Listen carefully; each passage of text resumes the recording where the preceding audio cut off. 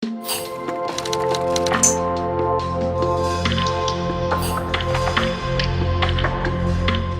you for joining us today.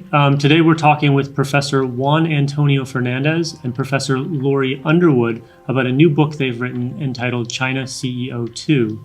Professor Fernandez is an Associate Dean, Professor of Management, and the Director of the MBA program here at CEIBS. Professor Underwood is an alumna from the MBA class of 2002 at CEIBS. She's also a Senior Consultant at Sino Associates Global and a Senior Associate Professor of Management at Xi'an Jiaotong Liverpool University in Suzhou.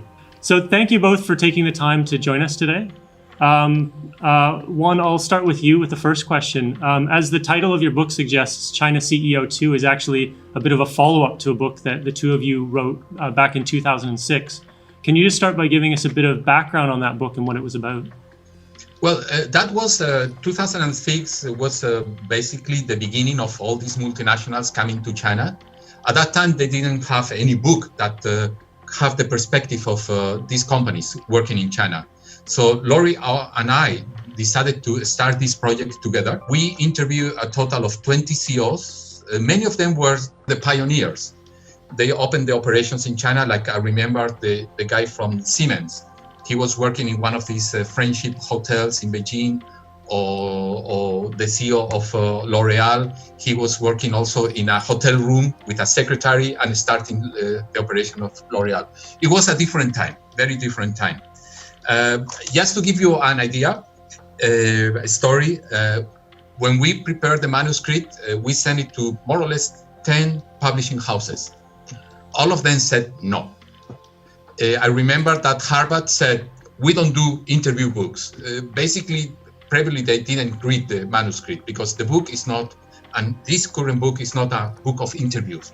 It's a book organized by topics in which we use the experience of the CEOs to enrich the chapter, yeah? And then finally was John Wiley who said yes. Actually, John Wiley US said no, and John Wiley Singapore said yes, yeah? And then it became one of the most successful books of China, doing business in China at that time. Jumping ahead, I guess, another sort of 15 years from the original book, Lori, why did the two of you decide to write a second book now? That's a good question. Actually, John and I talked about it face-to-face to decide whether it was a good time or whether we really need another China CEO book. And we thought hard before we jumped into this project. And the way we decided to take one of our previous interviewees out and talk to him face-to-face. And that was Kenneth Yu. He was, in the first book, he was the China CEO for 3M. And by the time we started to think about the second book, he was still very active as a consultant, had his own consultancies and working on different projects. So we used him as a barometer, and we took him out and we asked him, are companies still making mistakes in China? And is there, because he's working actively as a consultant, helping foreign companies to enter and expand in the China market. And he told us that, yes, they still are making mistakes. There's still need for a book that gives frontline advice from those holding the position of China CEO. Juan, what are some of the most notable changes that you think have happened in China over the last 10 to 15 years as pertains to MNCs? Yeah, it's amazing how much this country has changed in those years. Yeah, we also, as Lori said, our first interview with Kenneth Yu, that was in our original book, and now he is also an important part of this second book. And we asked him precisely that question. He mentioned, for instance, Chinese consumers. They are more sophisticated now. They are not so naive. In 2006, every foreign product was good enough for them. Now they demand more quality, better services, not only to foreign companies, to Chinese companies as well. The rise of Chinese competitors, that's another factor. At that time, China, in a way, was the territory of the multinationals in many areas. Now this territory has been shrinking, and Chinese companies are occupying more and more of that space in the market. The Chinese workforce is another big change. At that time, there was more domestic oriented. Now you have many Chinese with international experience. They speak languages, they know the world. That's another big change. And also the digitalization of the country. I think that is a critical factor. 5 years ago, China was not like that. Now it's a very advanced economy. It's a digital economy. Yeah? And I will add one point that he didn't mention because I think it's important, innovation.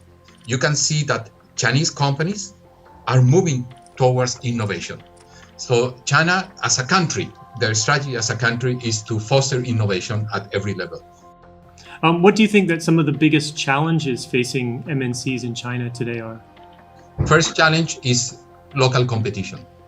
Chinese companies are becoming stronger. In some areas, like in digital, they are more advanced than many of these multinationals. So multinationals are learning from them. You know, that is one thing.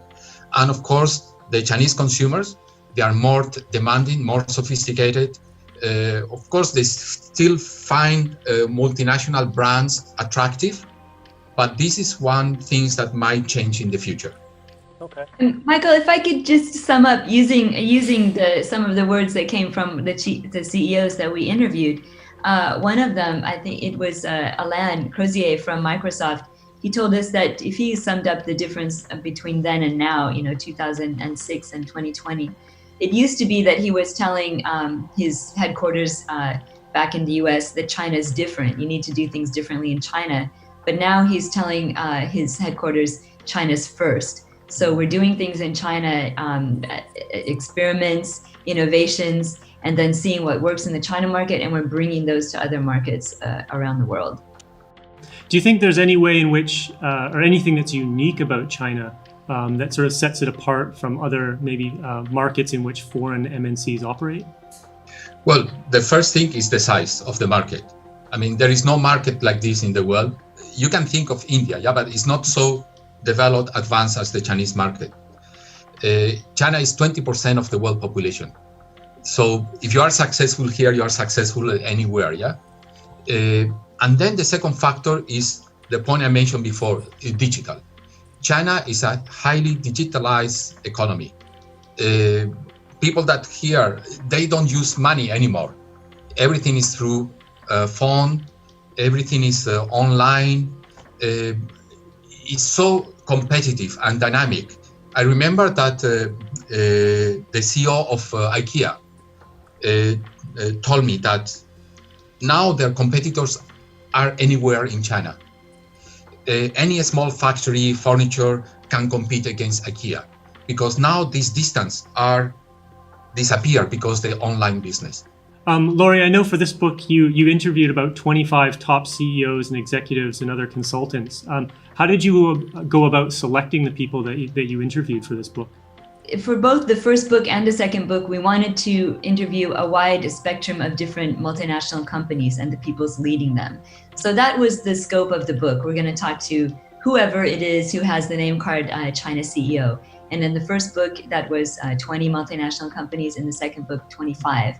So between the two books, we did keep some of them, the companies the same. About 1/3 of them are the same from the first to the second book. And in that case, we chose, those companies that are still very strong, still very active and successful in China. But then we thought of so many new ones that have, emerged in the forefront today. So the goal was to have a real mix of industries. And so that's why you've got everything from Coca-Cola to, Victoria's Secret and everything in between, car companies, computer companies, a really big mix. And also we wanted diversity in the country of origin. So we've got American companies, European, we have Sony from Japan, we have Tata from India. How is the set of CEOs and executives that you interviewed for China CEO 2 different from those that you interviewed 10, 15 years ago? I think this is one of the most exciting changes. So as a woman, I'm really happy to explain one of the biggest differences in more gender diversity. So in the first book, we tried very hard to find a China CEO who was female running a big multinational company in China, and we couldn't find one. We did have some consultants who were females, but not the China CEO. But this time, out of 25 CEOs, 4 of them are women. And incidentally, all 4 of them are either Chinese citizens or ethnically Chinese. So that's also an interesting trend. And also in the first book, among the 20 CEOs, all of them were not Chinese citizens. So only one of them was born in China and later changed his citizenship to the US. But in the second book, 7 of the CEOs are Chinese nationals. So that's another big change. And it changed the advice that we gave as well. The first book was really for non-Chinese, learning how to lead big teams and big operations in China. And now we still have advice for that category, but we also have a lot of advice for Chinese nationals who are now leading big multinational companies and what skill set they need in order to take that top executive role. If I might add as well, the interviews with these female CEOs, Chinese, all of them Chinese, we were very impressed by the level, and the competency. Very, very interesting. How do you think things have changed in the last 10 to 15 years in terms of how CEOs or executives sort of view China, I guess in terms as kind of a career advancement or a career stop? And sort of moreover, why do you think that China is such an important place for executives to experience for themselves? One of the big changes is that, overall, we can sum up by saying that China's position in the world has really changed in this past 15 years. So China was important in 2006, but it's, risen in its profile in terms of diplomacy, in terms of economics, and in terms of the digital transformation. So all of those things have made China a very different assignment for a multinational company. Overall, we saw a trend where in the past, the China CEOs who we interviewed, some of them were kind of very senior but ending their career. And in general, we saw that more of the CEOs we interviewed now were younger. They're in the middle of their career. And in fact, we had several CEOs tell us very clearly that China now is basically a must-have placement for anyone who wants to take a really top global position. They have to have led China for a few years before they can do that. And we saw some of our CEOs actually make that jump. So one of them was the L'Oreal China CEO, Stefan Renderknecht. When we interviewed him, he was the China CEO. And by the time we finished editing the book, he had risen to a global position and had moved into that spot. So he definitely is a good example of that trend that shows the importance of China today. So unfortunately, we don't have time to dive into all of the material in the book, but I do want to take the time to highlight at least one chapter, in particular the one that you've entitled China's Changing Talent Pool. So Juan, how has China's talent pool changed in the last 10 to 15 years? And what can businesses here do to ensure that they're keeping up with those changes and continuing to attract and retain some of the top talent available? Yeah, the pool has grown. If you compare 2006, this type of Chinese with language, English language, and international experience ready to work for multinational was relatively limited. Yeah. Today, that pool is bigger, also because of all the Chinese that went and had received education outside of China, US, Europe. But still, because the demand has grown so much, there is a struggle to get talent in companies. Not only multinationals, but Chinese companies are demanding these people. The Chinese are more sophisticated, they have better education, better English, more international experience, and they're also more demanding in terms of dedication of the companies. Yeah. So companies have to really pay attention to them, offer training, something that also happened in the past, yeah? But it still becomes more important if you want to retain these people, yeah. What role, if any, do you think that business schools such as CEIBS can play in kind of helping to bridge the gap between the needs of MNCs in China and some of the career desires or career demands of new and younger talent? I think we play a very important role. I'm the director of the MBA, so I'm dealing with the young talent like Lori, that is one of our graduates. But of course, our output is only 180 people every year. It's very limited, yeah. Other parts of CIBS, they have a EMBA that provides education to Chinese middle managers and some top managers. And there the impact is bigger, yeah? Because it's not only prepare this young talent, in which, of course, CIBS is not the only institution playing a role. We cannot forget those young talents that are coming from other countries, but also the generation of Chinese that perhaps don't speak English. They are in their mid-40s or mid-50s, and they are at the head of their companies. There, I think, is a very important role that CIBS is playing. So, Laurie, I think you touched on this earlier already, but is there anything that Chinese business people in particular can learn from your book in terms of working with or doing business with foreign companies in China? Yeah, absolutely. As I said, 7 of the 25 CEOs we interviewed this time are Chinese nationals. And so they gave very specific advice about how a Chinese national can move into a global role, which these days, head of China is a global role because China is so important. So basically, we broke the chapter about leadership, leading teams, and also communicating with your headquarters. We broke the advice up into kind of 2 camps. One is for the foreigners coming into China, and the other is for Chinese leading multinational companies. And basically, the idea was that being an expert on China is very important, but it's not everything that you need. You also need to be able to be completely bicultural and totally familiar with your home country's culture. That means not just the language, but very comfortable going out and spending a week at a top executive board meeting, going golfing or whatever the culture is.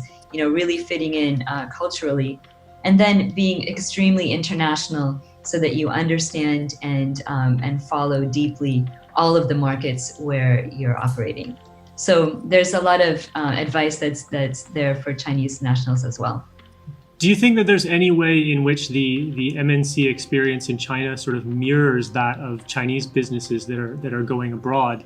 And moreover, is there anything that you think that Chinese businesses can learn from their foreign counterparts here in China that will help them sort of understand or anticipate some of the problems or challenges that they will face when they move into other foreign markets? I think that, one of the things that was interesting for me is that there was some continuity between the first book and the second book in terms of the basic message, which is that no matter who you are, how expert you are in your field, when you go into another market, you need to go through a cultural adaptation process. You have to be humble, you have to be adaptable, and you have to spend time and energy to learn. And what you cannot learn, you have to rely on your team for. But it starts from a premise of being open-minded, being culturally sensitive, being adaptable, and being respectful and passionate. I think passionate is one of the things that we need to add. And those are themes that were in the first book, and they came back in the second book. To survive in China, you need to be passionate about the China market. To make it when you're expanding overseas as a Chinese company, you have to be respectful and passionate about that country as well. We've touched on some of the ways already in which China has changed in the last 10 to 15 years. But are there any things that have sort of remained constant or sort of remained true for businesses operating here? Well, the first thing that comes to mind is the role of the government in China. The government has a very strong position in the way you do business, more than any other country. So companies, something that they mention in the first book is that the amount of time they take to relationship with the government. That's something that has not changed, in my opinion. And many of them, they really pay attention to have a fluid connection with especially local governments. Yeah. Obviously, the big story this year has been the COVID-19 outbreak, and I know that that's had a big impact on businesses, not just in China, but of course all around the world. Is there anything that you sort of learned from the discussions that you had in putting together this book that can be applied specifically to leading through crisis such as the ones that we're seeing now? One thing that makes Chinese in general, multinationals in companies in China, more resilient is precisely the digital economy. I think China has gone through this crisis smoother than other countries because of the digital. I was in quarantine for 1 month, And I didn't notice anything. I received my groceries anytime I order. I even can order from restaurants. Some restaurants were closed, but behind the doors, they were still working and serving dishes to customers. I think that idea of a digital becomes much stronger after the coronavirus crisis. There's lots of information in the book about handling change and uncertainty. So one of the themes that came out again and again is that what makes China different is that you have the speed of the market and the scale together. It was the CEO of L'Oreal who said there's nowhere else in the world where you have both of those things. You might have one or the other, but not both at the level that's in China. So one of the themes that came out, which is also relevant for this moment of dealing with the COVID-19 crisis, is that the CEOs told us basically you need to do your best to understand. Obviously, you need an excellent team and great resources of information. But at the end of the day, it comes down to a lot of times the top decision maker taking a stand and leading the team as best they can, and being a strong and decisive leader. So I think that pertains to this situation where there's a lot of uncertainty. The situation's changing daily. Looking ahead, what do you anticipate will be some of the biggest changes that companies will experience in China in, say, the next 5 to 10 years? I think that the main is innovation. In the past, and when we published our first book, China was becoming the factory of the world. That will continue for sure, because China is so big they can do anything. But I think that the best thing forward is about innovation. Chinese government is investing and promoting innovation at every level. China can be one of the top countries in innovation in the future, is what I see. Yeah, I agree with Juan. I think that this trend that we described about China changing from China's different to China's first is only going to continue. When we did the interviews, the CEOs we were talking to still told us that there are some people in his headquarters who don't understand that, and they need to really educate, maybe not the top level of executives back home, but the second or third level. And I think over the coming 5 to 10 years, that's going to change. There will be a recognition that China is first, and that we have a fantastic environment here to try new things. The Chinese consumer is very flexible, adaptable, and willing to try things. And so you can see what works, and it's a digitally advanced environment, and then you can see how to bring that to the rest of the world. I think that's only going to continue. And is there sort of one piece of advice that you think you can kind of distill down from everything that you've learned that you could share with somebody who wants to either work in China or do business with China? I would say, China is still a fantastic market to operate in. That hasn't changed at all. It was super exciting in 2006. It's in many ways even more exciting in 2020. And it takes a lot of work, but it can be a really fun and enlightening journey. And these days, it's even more relevant than it was before to the whole rest of the world. So you will definitely not be, wasting your time or spending your energy in the wrong way if you make an investment to make China part of your career path. The only thing I would add is listen to your local team. Yeah, especially those CEOs that come from successful careers in other markets, and they think that, I know everything I need to know. I'm going to teach these people. Chinese are becoming very sophisticated. Of course, they know better than anybody else their own market, their own country. So listen to your team.